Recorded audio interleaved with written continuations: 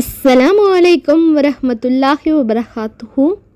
நம்ம வீடியோக்குள்ளே போகிறதுக்கு முன்னாடி நம்ம சேனல் இது வரைக்கும் சப்ஸ்கிரைப் பண்ணாதவங்க மறக்காமல் சப்ஸ்கிரைப் பண்ணி பெல் ஐக்கானை கிளிக் பண்ணிக்கோங்க.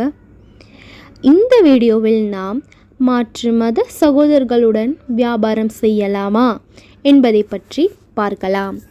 மாற்று மதத்தவர்களுடன் வியாபாரம் கூட்டு சேர்வதற்கு மார்க்கத்தில் அனுமதி உள்ளது.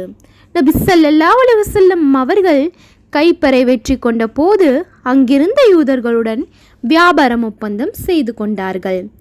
இதை பற்றி அப்துல்லா பின் உமர் அலி அவர்கள் கூறினார்கள், நபி ஸல்லல்லாஹு அலைஹி வஸல்லம் அவர்கள் கைப்பரில் இருந்த யூதர்களுடன் அங்குள்ள மரங்களில் விளையும் கனிகள், நிலத்தில் விளையும் தானியங்கள் ஆகியவற்றில் பாதியை கொடுத்துவிட வேண்டும் என்ற நிபந்தனையின் பேரில் நிலங்களையும் மரங்களையும் அவர்கள் விவசாயத்திற்காக பயன்படுத்தி கொள்ள ஒப்பந்தம் செய்து கொண்டார்கள்.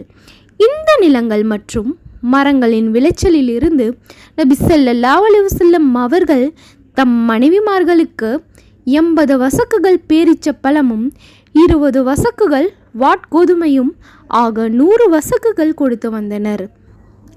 இது புகாரி 2328 குறிப்பிடப்பட்டுள்ளது.